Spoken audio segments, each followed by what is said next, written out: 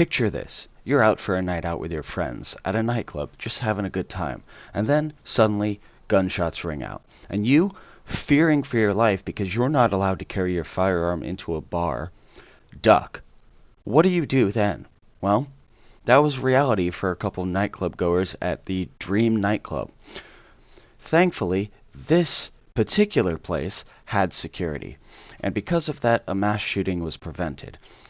And while I commend the security for doing their job, there are still some lessons and some things we should talk about as it relates to this. So let's jump right in. Now, what you guys are seeing here is the security guard shooting back at the guy who started a mass shooting. Police say that it happened at 2 a.m. on January 26 in the parking lot outside of the Dream nightclub in Chattanooga after gunmen started firing at a group outside the club. Well, the surveillance footage that we just watched is a guard who just calmly raises his gun and starts shooting at the guy, right? He tracks him like as he's running across, but the thing is he only hit the guy in the hand. Like, no, he didn't hit him in a vital spot. Like the guy, you know, it drove him off and everything, but it only hit him in the hand. So the club's head of security believes the attack was planned because surveillance footage shows this guy parking his car down the road from the club before he attacks. He exits the vehicle and then crosses the road, headed towards the fence lining the nightclub. And then he ducks behind some cars parked outside the club before he starts shooting. And then that's when, of course, this security guard turns around and is like, okay, yeah, let me take care of business. But here's the problem.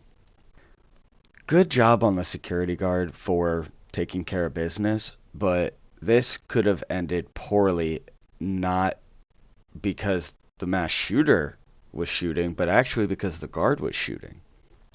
You can see here that he doesn't have a sight on this gun, not even iron sights. Like, he's got the front sight, but not the rear sight, which means that all he's doing is point shooting. He's not aiming at all. There's no way for him to aim clearly at this guy, which is probably exactly why he only hit him in the hand. Now, the reason that I'm saying, hey, good on him, is because he did stop the attack. The reason that I'm saying that we need to talk about this is because he didn't have a sight on his gun, and at a nightclub where there are a bunch of people all over the place, you have to think about people running in front of you, people ducking to get out of the way and crossing your line of fire, people popping out at the last minute. If you are just spraying and point shooting and hoping that you hit this guy, which in my opinion is what happened here, you could hit an innocent bystander. You could kill one of these patrons. I mean, it could have ended up being that the security guard killed somebody and the gunman didn't.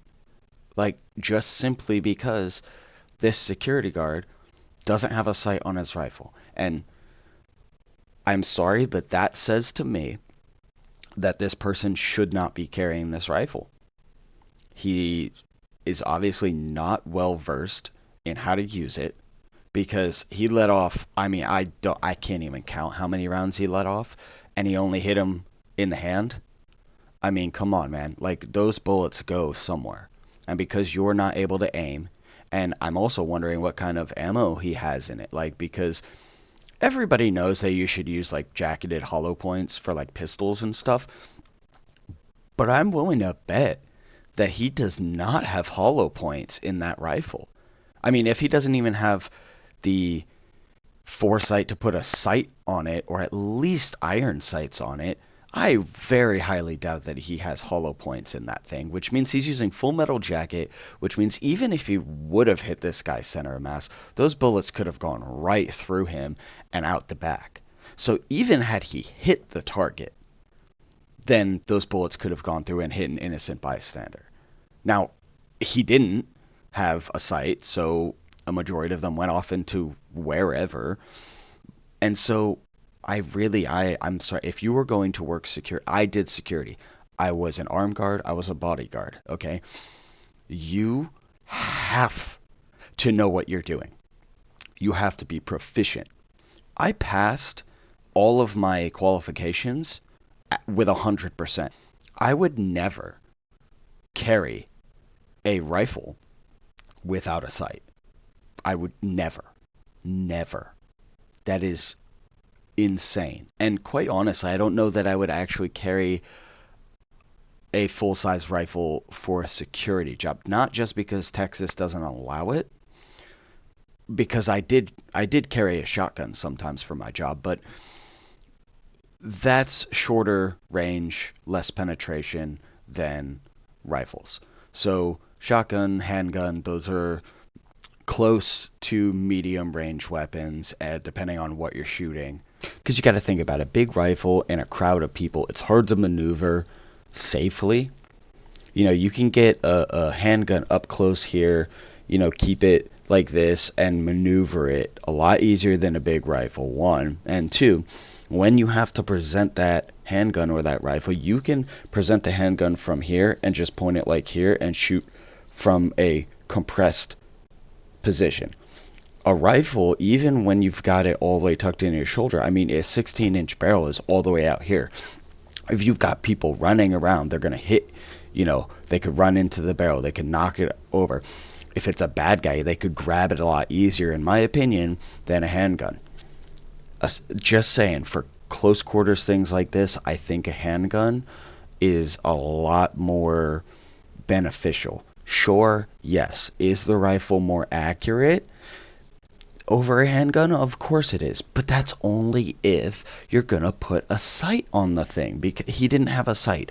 I think he would have done a lot better with a handgun because the handgun has iron sights that are already on the slide. This rifle didn't have any. So my point is that I wouldn't probably use a rifle for such a close quarters job because you're protecting this club, and based on where he was standing, he's either under a parking garage, under an awning on the outside of the building where the parking lot is very close.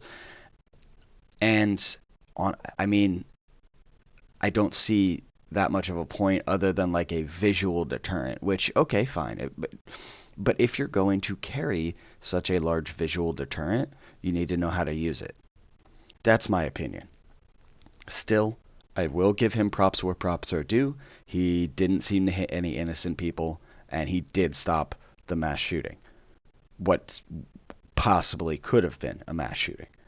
So, hey, props to him anyway.